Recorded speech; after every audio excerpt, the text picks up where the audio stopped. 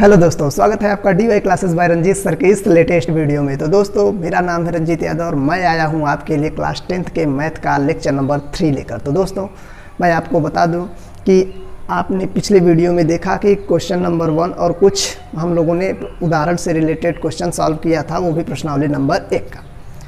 तो मैं आपको यही बताना चाहता हूं कि किसी ने क्या खूब कहा है कि हार से डर जाने से बेहतर है जीत की कोशिशों में मर जाना। मैं ये लाइन इसलिए बोल रहा हूं दोस्तों, क्योंकि कई बच्चे होते हैं जो मैथ के न समझ आने के भय से ये क्लास को बीच में ही छोड़कर चले जाते हैं। तो दोस्तों, आपसे रिक्वेस्ट है कि आप वीडियो को पूरा देखें और फुल एनर्जी के साथ दोस्तों, ताकि आपको एक एक चीज़ें आपको समझ में आए। और हाँ, नज़रें स्क्रीन पर होनी चाहिए ताकि आपको मेरी कही गई हर एक बात सीधे दिमाग में घुसे। और दोस्तों, यदि आप नज़र इधर उधर करेंगे तो मैंने कहा किस लाइन में क्या बताया तो आप भूल सकते हैं, क्योंकि दोस्तों जो साइंस होता है वो थ्योरेटिकल होता है, तो उसमें केवल थ्योरी की चीज़ें याद रखना होता है, लेकिन इसमें कॉन्सेप्ट, थ्योरी, उसके बाद क्वेश्चन सॉल्विंग। तो चलिए दोस्तों, वीडियो को स्टार्ट करते हैं। तो आप देख सकते हैं दिया गया है, दर्शाइए कि कोई भी धनात्मक विषम पूर्णांक 6³ + 1 या 6³ + 3 या 6³ + 5 के रूप का होता है जहाँ Q कोई पूर्णांक है। दोस्तों, क्वेश्चन पढ़ने के साथ साथ आपको क्वेश्चन की अंडरस्टैंडिंग होनी चाहिए। आपने क्वेश्चन पढ़ लिया, अब आपको समझ में ही नहीं आ रहा है कि हम स्टार्ट कहाँ से करें, तो आप नहीं कर पाओगे क्वेश्चन सॉल्विंग। इसीलिए मैं बोल रहा हूँ दोस्तों, नज़र स्क्रीन पर हो तो मैं आपको इस समस्या का समाधान दे सकता हूँ। तो देखिए दोस्तों, अभी हम लोगों ने ऐसे क्वेश्चन को पिछले वीडियो में सॉल्व किया था और उसमें क्या था, 2Q + 1 का था, 2Q + 2 के रूप का था, 4Q + 1 के रूप का था। तो क्या हुआ, यहाँ 6Q + 1 के रूप का है। दोस्तों, मैं आपको बता दूँ, 6Q + 1, 6Q + 3, 6Q + 5 दिया यहाँ पे। तो यहाँ Q का गुणज कुछ भी हो सकता है, जैसा वो कहेगा सवाल वैसा हम लेंगे। तो हम ऐसे सवालों को सॉल्व करते समय हमारा सबसे पहला टारगेट होता है V की वैल्यू फाइंड करना। और वहाँ मैंने बहुत ही अच्छे से बताया है कि जो भी Q होता है उसके गुणज में जो भी संख्याएं लगी होती हैं वही V की वैल्यू होती है। तो चलिए वीडियो को स्टार्ट करते हैं और क्वेश्चन को सॉल्व करना शुरू करते हैं। देखिए क्या दिया गया है कि यूक्लिड विभाजन प्रमेय से ऐसे क्वेश्चन को सॉल्व करने से पहले हम लोग सबसे पहले यूक्लिड विभाजन प्रमेय लगाते हैं। तो क्या है दोस्तों यूक्लिड विभाजन प्रमेय? दिए गए दो धनात्मक पूर्णांक a तथा b के लिए ऐसी अद्वितीय पूर्ण संख्याएं q तथा r विद्यमान है कि a को हम BQ + R के रूप में लिख सकते हैं, और जो R है दोस्तों, रिमाइंडर, शेषफल जो है वो 0 के बराबर हो या 0 से बड़ा हो, लेकिन V से छोटा होना चाहिए। ये सब क्या है मैंने पिछले वीडियो में बता दिया है। यदि आपने वो वीडियो नहीं देखा है तो आप देख लीजिए, उसके बाद आपको जितना भी डाउट होगा सब क्लियर हो जाएगा। तो दोस्तों, ये तो एक मतलब जिसे बोला जाता है कि कोटा है, इसको पूरा करना हर एक क्वेश्चन में करना पड़ेगा। जिसे ये टूल्स है एक प्रकार का, इस प्रकार के क्वेश्चन में आपको ये लिखना पड़ेगा। तो अब स्टार्ट करते हैं। तो हम लोगों ने देखा यहाँ पे कि माना कि जो V की वैल्यू है वो क्या हो गया, 6। मैंने बोला था Q के साथ जो भी अंक लगा रहेगा वो V की वैल्यू होगी। अब जब V की वैल्यू हुई तो मैं ये जो आपको इक्वेशन दिख रहा है, इसमें जहाँ जहाँ V दिख रहा है आप वहाँ V लिख लीजिए। A बराबर V की जगह पे लिखेंगे 6Q + R। उसके बाद दोस्तों इसे आप मान लीजिए समीकरण 1। इसको ध्यान में रखिए क्योंकि इसी की सहायता से हमारा सारा क्वेश्चन सॉल्व होने वाला है। तो क्या करेंगे दोस्तों, समीकरण 1, और यहाँ देखिए 0 मतलब लेस देन आर ग्रेटर मतलब इक्वल, उसके बाद R V से छोटा होना चाहिए। मतलब R की वैल्यू 0 के बराबर या 0 से बड़ी हो, लेकिन V से छोटी होनी चाहिए। तो यहाँ इसको यूज करके हम क्या लिख सकते हैं, ध्यान से, V की जगह पे हम लोगों ने क्या लिखा दोस्तों, 6। तो आप क्या कर सकते हैं यहाँ पे 0, 1, 2, 3, 4, 5। मैं बार बार बोल रहा हूँ दोस्तों, हार से डर जाने से बेहतर है जीत की कोशिशों में मर जाना। यानी हमारा लक्ष्य यहाँ सिर्फ जीत होना चाहिए, इस क्वेश्चन को सॉल्व करना ही हमारा जीत है। तो क्या करेंगे दोस्तों, अब देखते हैं हम यहाँ पे कि अब जितने भी मैंने वहाँ बताया था आपको कि जितने भी R की वैल्यू आएंगी उतने ही हमारे केसेस बनते हैं। तो केस फर्स्ट क्या होगा दोस्तों, केस फर्स्ट हमारा क्या है, केस फर्स्ट है कि यदि R बराबर 0 हो तो, अच्छा R बराबर जब 0 होगा दोस्तों तो क्या होगा, ध्यान से देखिएगा, समीकरण 1 का यूज कर लेते हैं हम लोग। ये समीकरण 1 का यूज करते हैं। तो समीकरण 1 में क्या लिखेंगे, A बराबर 6Q + 0 अब हम लोग अच्छे से जानते हैं कि जीरो तो का कोई किसी में जुड़े या घटे कोई मतलब फ़र्क नहीं पड़ता है उसमें। तो क्या होगा दोस्तों, ये हो गया 6 तो लिखेंगे चूँकि यह संख्या 2 से भाज्य है इसलिए 6 एक समपूर्णांक है। अपने को तो इससे मतलब है 6 + 1, 6 + 3, 6 + 5, तो यहाँ तो हमें मिला है 6 तो भाई सवाल में आया तो कोटा पूर्ति करना पड़ेगा, लेकिन हम अपने को ये ढूंढना है, जहाँ मिलेगा वहाँ हमारा क्वेश्चन सोल्यूशन होगा। अब देख सकते हैं दोस्तों, यहाँ तो मेरे पास जगह नहीं है, प्लीज़ आप थोड़ा सा ध्यान से देखिएगा, कहीं आपको भटकिएगा न मत। तो आप देख सकते हैं केस नंबर 2 क्या होगा, सेकेंड केस क्या होगा कि अब यदि r बराबर 1 हो तो आप धीरे धीरे सिस्टमेटिक से सॉल्व कीजिए क्वेश्चन, जरूर आप अंतिम तक पहुंच जाओगे। समीकरण 1 से वही काम क्या करेंगे हम लोग दोस्तों, a बराबर 6q + 1 = बस दोस्तों आप देख सकते हैं यहाँ पे समीकरण 1 क्या है हमारा, a बराबर 6q प्लस r के जगह पे हम लोगों ने क्या रखा 1। अब क्या करेंगे, चूंकि यह संख्या आप देखिए ध्यान से, इसमें अगर आप 2 से भाग दोगे 6 तो कट जाएगा, लेकिन 2 कटेगा नहीं, क्योंकि 6 में भाग दोगे तो 2 × 6, लेकिन इसमें नहीं कटेगा। जो भी संख्या 2 से कट जाती हैं वो सम, जो नहीं कटती हैं वो विषम होती हैं। क्योंकि यह संख्या 2 से भाज्य नहीं है इसलिए 6q + 1 एक विषम पूर्णांक है। आई होप दोस्तों आप समझ गए होंगे कि मैं क्या कहना चाहता हूं। हम लोगों ने केस फर्स्ट और केस सेकेंड को बहुत ही अच्छे से सॉल्व किया। आपने देख लिया कि 6q + 1 विषम पूर्णांक का रूप आ गया। अब हमारा है अभी 2 रखना है, 3 रखना है, 4 रखना है, 5, सेम टू सेम दोस्तों यही टर्म रहेगा, यही कंडीशन रहेगा। तो आप इसका स्क्रीनशॉट लीजिए, तब तक मैं इसको मिटाकर आगे लिखता हूं दोस्तों। मैं जब हटता हूँ, थोड़ा सा भी हटूँ, तो वीडियो को पॉज करके आप स्क्रीनशॉट ले सकते हैं ताकि आपको कोई कन्फ्यूज़न ना हो। अब केस सेकंड हो गया है दोस्तों, तो हम करते हैं केस थर्ड। केस थर्ड में क्या करेंगे दोस्तों, r की वैल्यू 1 हो चुका है, तो अब लिखेंगे यदि r बराबर 2 हो तो फिर समीकरण 1 का यूज करेंगे। कहेंगे सर जी समीकरण तो आपने मिटा दिया है, तो कोई दिक्कत नहीं दोस्तों, a बराबर 6q प्लस r की जगह पे 2 रख देंगे। अब ध्यान से देखिए आप, क्या हम 2 कॉमन ले सकते हैं? कॉमन नहीं ले सकते, दोनों में 2 से भाग देकर देखिए क्या कट रही है, हाँ कट रही है। तो लिखेंगे यहाँ से आप दिखा सकते हो 2 कॉमन लेकर 3q + 1। अब 2 से भाग तो पूरे में चला जाएगा, 2 से 2 कट जाएगा, इसलिए दोस्तों मैं काट नहीं रहा हूँ, मैं दिखा रहा हूँ आपको बस। तो क्या होगा, लिखेंगे चूँकि यह संख्या 2 से भाज्य है इसलिए a बराबर मतलब इसलिए 6q + 2 एक समपूर्णांक है। तो दोस्तों आपने देखा कि हम लोग केस थर्ड तक लिख चुके हैं। क्योंकि बोर्ड मेरा छोटा है दोस्तों, इसलिए थोड़ा सा मिटाना पड़ जा रहा है, इसलिए मैं बोल रहा हूँ, आप सीरियल से सीरियल आप वीडियो को पॉज करके नोट करते जाइए। तो अब क्या होगा दोस्तों, अब हम लोग चलते हैं केस थर्ड पर। केस थर्ड तो हो गया, केस फोर्थ पे चलते हैं दोस्तों।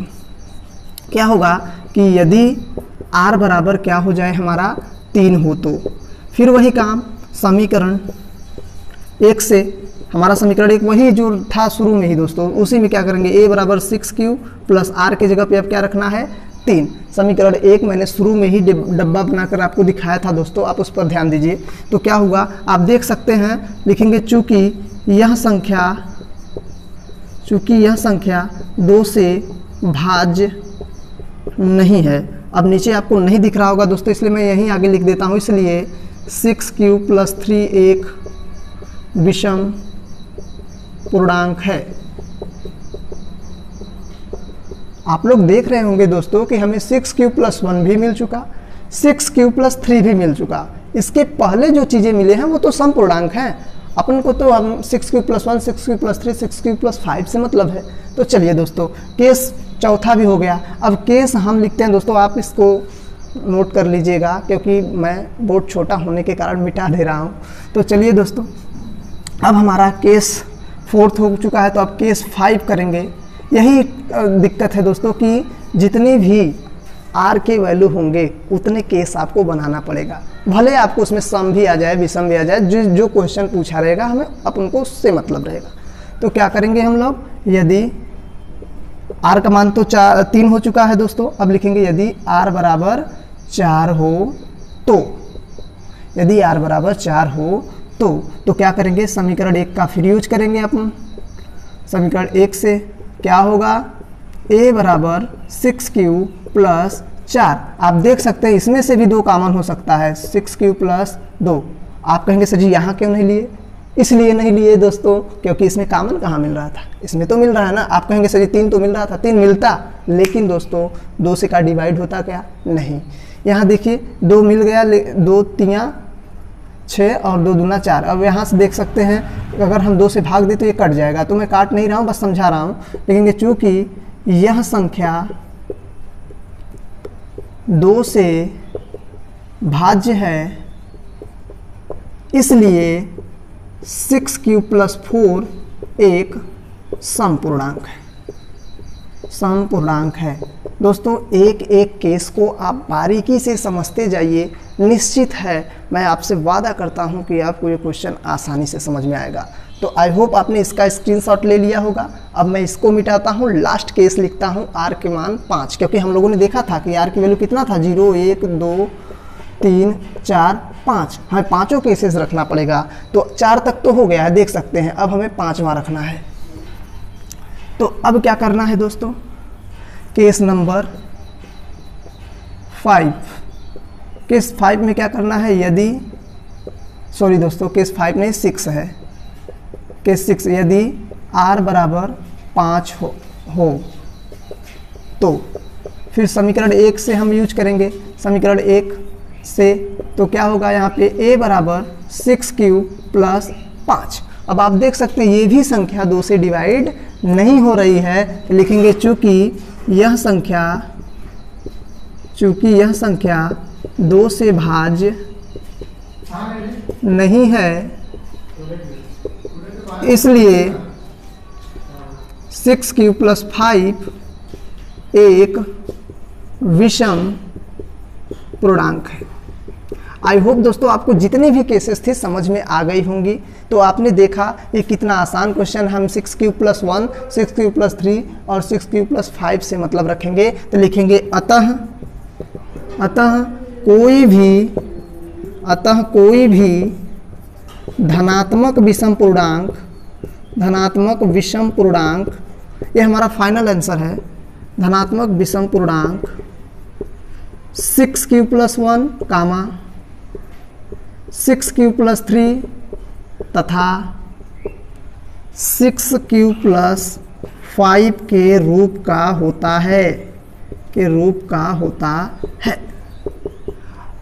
अब दोस्तों यदि आपको ये क्वेश्चन नहीं समझ में आया होगा तो प्लीज़ आप इसको फिर से रिपीट कीजिए। मैंने एक एक केस को बारीकी से समझाया है, और आपको जब क्वेश्चन सॉल्व करना शुरू करेंगे तो सबसे पहले मेन टारगेट आपका है v की वैल्यू फाइंड करना। और जो भी v की वैल्यू आप फाइंड करोगे, आप उसमें क्या करेंगे, यूक्लिड विभाजन प्रमेयिका का जो भी इक्वेशन है उसी में फिट कर दीजिए।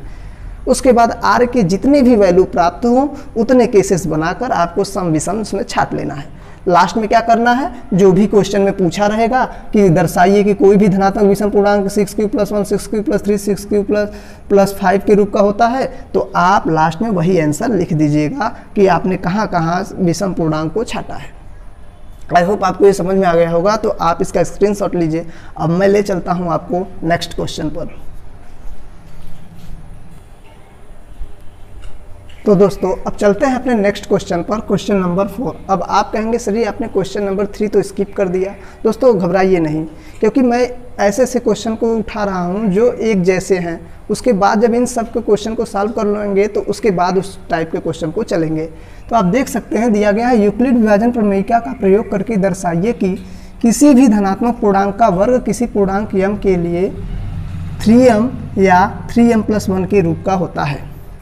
दोस्तों जब ऐसे क्वेश्चंस चलते हैं तो आपको एक बात याद रखना है, अभी हम लोगों ने साधारण की बात किया था, क्या था दोस्तों, ये mi स्टार के थ्रू मैं आपको बता देता हूँ, आप इसको नोट कर लीजिएगा कि चाहे आपको धनात्मक पूर्णांक की बात करें, धनात्मक पूर्णांक की बात करें,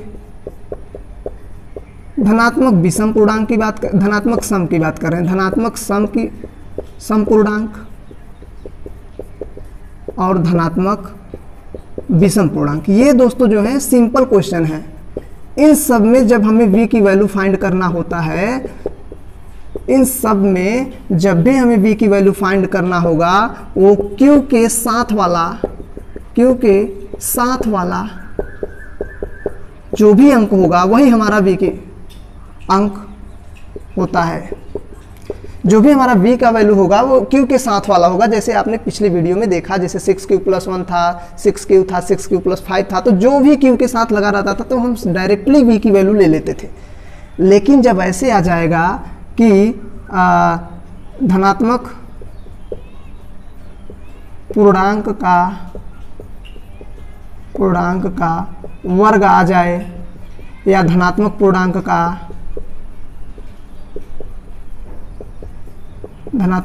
का घन आ जाए, तो ऐसे केसेस में दोस्तों डायरेक्ट q की वैल्यू v नहीं होती है।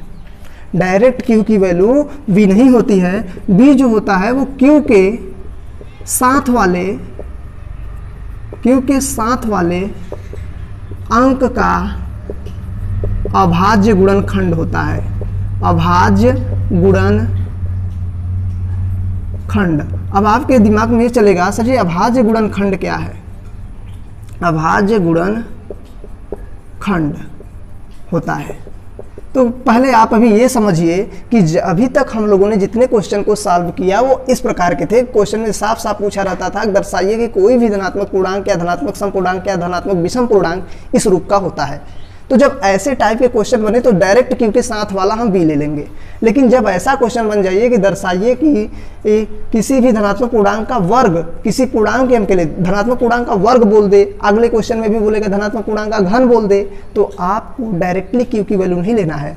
q के साथ वाले अंक को देखिए, आप उसका गुणनखंड कर लीजिए। जैसे मैं आपको बताऊँ, जैसे 6 है तो 6 का गुणनखंड क्या करोगे? 3 × q, 3 × 2। अगर 9 है तो क्या करोगे? 3 × 3। 12 है तो क्या करोगे? 3 × 4।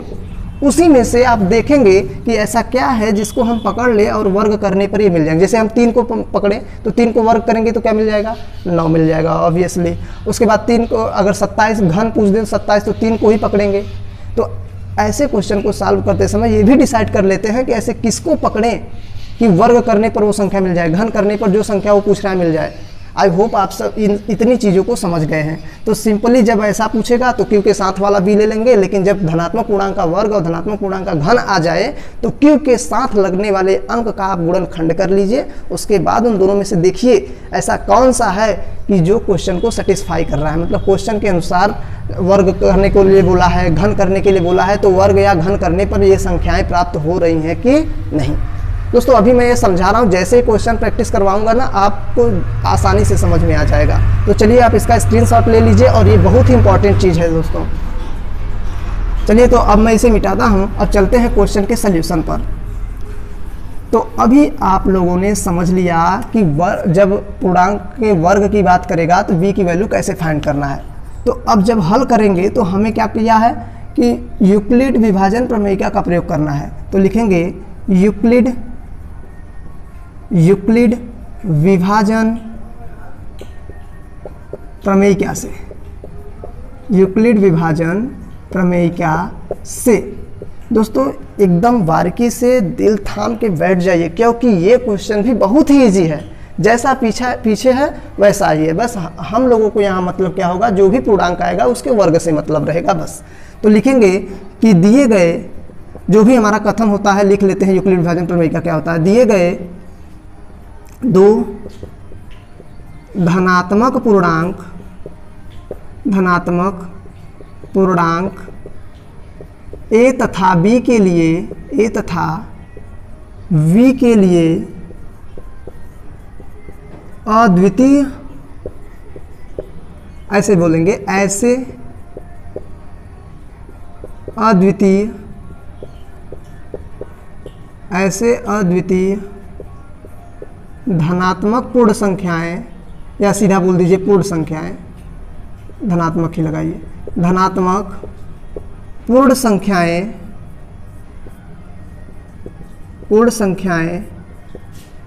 Q तथा R विद्यमान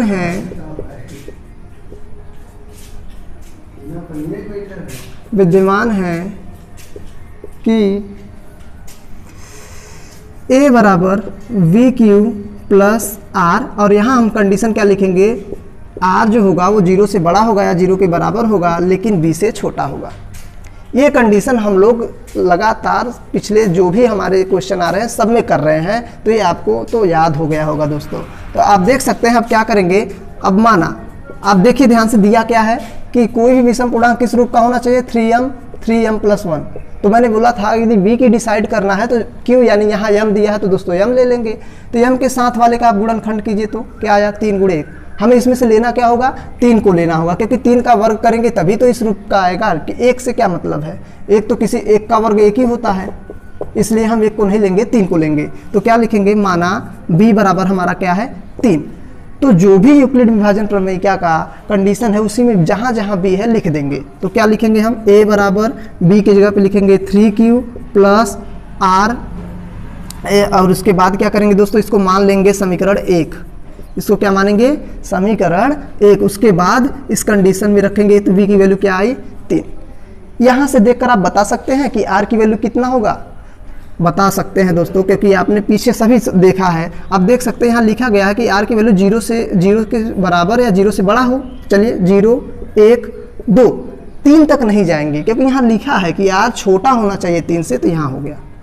यहाँ तो अब हमें दोस्तों मैंने बताया था कि r के जितने मान होते हैं उतने ही हमें केसेस बनाने होते हैं। तो यहाँ तो हमें 3 केस तक जाना पड़ेगा। तो चलिए लिखते हैं यहाँ पे केस फर्स्ट।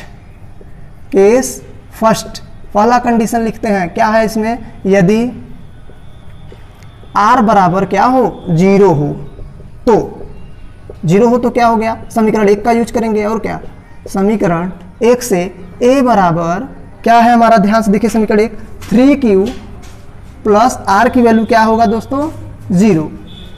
अब आप देख सकते हैं कि यहाँ दिया है a बराबर 3q, और क्वेश्चन हम लोगों से कह रहा है कि धनात्मक पूर्णांक का वर्ग, यानी हमें a से मतलब नहीं है, हमें a के वर्ग से मतलब है। आप देख सकते हैं यहाँ पे a स्क्वायर बराबर 3q स्क्वायर। तो यहाँ क्या कर सकते हैं दोस्तों, a स्क्वायर बराबर 3 त्रिका 9q का स्क्वायर। अब क्या करना है दोस्तों कि हमें जब भी करना होगा इस क्वेश्चन को, हमें 3m के रूप, 3m या 3m प्लस 1 के रूप का होना चाहिए।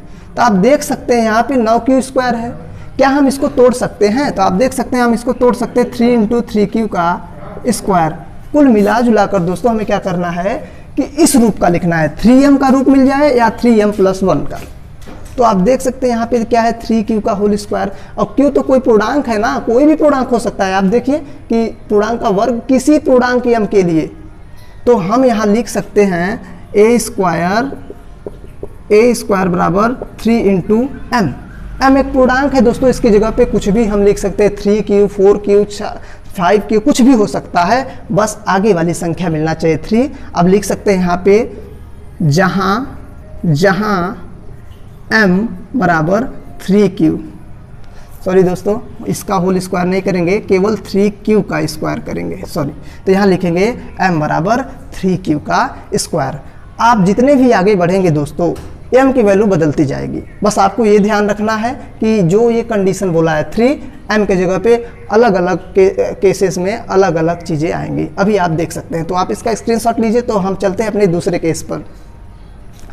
तो अब हम चलते हैं अपने दूसरे केस पर। दूसरा केस हमारा क्या कहता है दोस्तों, ध्यान से देखिए। केस नंबर 2, इसमें क्या होगा, लिखेंगे यदि r बराबर 1 हो, तो r बराबर 1 होगा तो हम फिर से लिखेंगे समीकरण 1 से।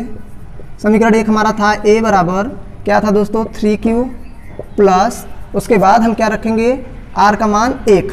अब आप देख सकते हैं यहाँ पे हमें a से तो मतलब है ये नहीं है, हमें तो एक धनात्मक पूर्णांक के वर्ग से मतलब है। तो यहाँ पे हम लिखेंगे a स्क्वायर, ए स्क्वायर, तो इसका भी कर देंगे 3q + 1 का होल स्क्वायर।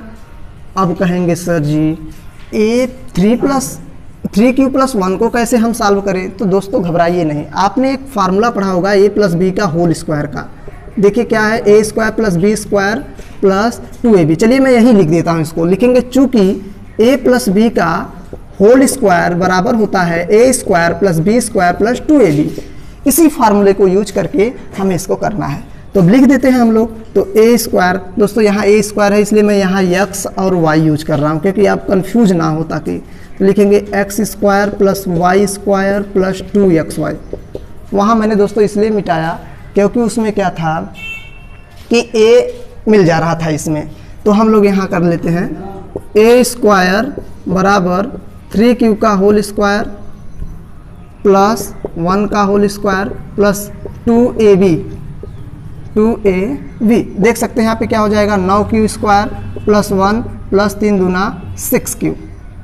अब हम लोगों को दोस्तों इस रूप का करना है, तो आप देख सकते हैं कि इस रूप का करने के लिए हमें लास्ट में 1 चाहिए। तो आप देख सकते हैं यहाँ 1 है, चलिए ले चलते हैं लास्ट में 1 को। 9q² + 6q + 1। आई होप दोस्तों आप समझ रहे होंगे। नीचे जाऊंगा तो आपको दिखाई नहीं देगा, इसलिए दोस्तों आप इसका स्क्रीनशॉट ले लिए होंगे, तो मैं इसे मिटाता हूँ। आप देख सकते हैं यहाँ पे। अब हम इसी क्वेश्चन को आगे सॉल्व करते हैं। a² है। अब इस क्वेश्चन को यदि हम आगे सॉल्व करें तो क्या होगा, ध्यान से देखिए। इन दोनों में से क्या आप कुछ कॉमन ले सकते हैं क्या? हाँ दोस्तों, आप देख सकते हैं क्या मिलेगा, 3। तो यहाँ 3 लेंगे तो 3 त्रिका 9q² + 2q और लास्ट में हमारा 1 है। हमें तो लास्ट में 1 करना है ना। अब ध्यान से देख सकते हैं a² बराबर 3, इतने पूरे की जगह पे हम लिख सकते हैं m + 1। मैंने बोला था ना दोस्तों, हर एक जगह 3 को अलग करते ही क्योंकि m की वैल्यू अलग अलग आ सकती है। तो लिखेंगे यहाँ हमारा प्रूफ हुआ, और लिखेंगे जहाँ m बराबर 3q² + 2q। अब हम चलते हैं अपने थर्ड केस पे। तो केस नंबर 3 हमारा क्या है, लिखेंगे यदि r बराबर 1 हम लोग यूज कर चुके हैं दोस्तों, तो हमें करना है r बराबर 2 हो तो। वैसे हम लोग यही क्वेश्चन को छोड़ सकते हैं क्योंकि हमारा 3m और 3m + 1 प्रूफ हो चुका है, लेकिन अभी हमारा एक केस और बचा है जो कि सॉल्व करना जरूरी होता है। तो लिखेंगे समीकरण 1 से क्या करेंगे हम लोग दोस्तों, a बराबर 3q + 2। फिर वही कंडीशन, अपन को तो इसके वर्ग से मतलब है, तो लिखेंगे a² बराबर 3q + 2 का होल स्क्वायर। और यहाँ हम लोग x + y का होल स्क्वायर का फार्मूला लिख चुके हैं, तो क्या करेंगे यहाँ पे तोड़ देंगे उसी से। 3q का होल स्क्वायर + 2 का होल स्क्वायर + 2 × 3q × 2। आप देख सकते हैं यही फार्मूला मैंने अप्लाई किया है। क्या करेंगे, a² प्लस मतलब x² + y² + 2a मतलब 2xy। देखिए x और y आप उस फार्मूले को अच्छे से फिट करना जानते होंगे, अब 10 में आ गए हैं। तो उसके बाद दोस्तों क्या होगा, a² बराबर 3 त्रिका 9q² + 4 + 2 3 6 और 2 3 6 दूना 12q। अब आपके दिमाग में आएगा सर जी जो आप कर रहे हैं इस रूप का कैसे आएगा, तो आप देखिए अभी मैं करता हूं, तो आप इसका स्क्रीनशॉट ले लिए होंगे, तो मैं इसे मिटा रहा हूं। अब यहाँ देख सकते हैं ये जो चीज़ें लिखी हुई है इसको मैं यहाँ लिख रहा हूँ, a² बराबर 9q²। और इसको आगे लिख सकते हैं दोस्तों, क्या हुआ, जोड़ में क्रम विनिमय लागू हो सकता है, तो हम क्या करेंगे यहाँ पे +4। अब आप देख सकते हैं 4 को कुछ और भी लिख सकते हैं हम। हाँ, क्या करेंगे 9q² + 12q। उसके बाद दोस्तों 4 को हम तोड़ सकते हैं 3 और +1 में। आई होप आपको इतनी चीज़ें समझ में आ रही होंगी। अब आप देख सकते हैं इसमें कॉमन मिल सकता है कुछ भी। सॉरी दोस्तों, थोड़ा सा माइक निकल गया, इसको लगा लेते हैं।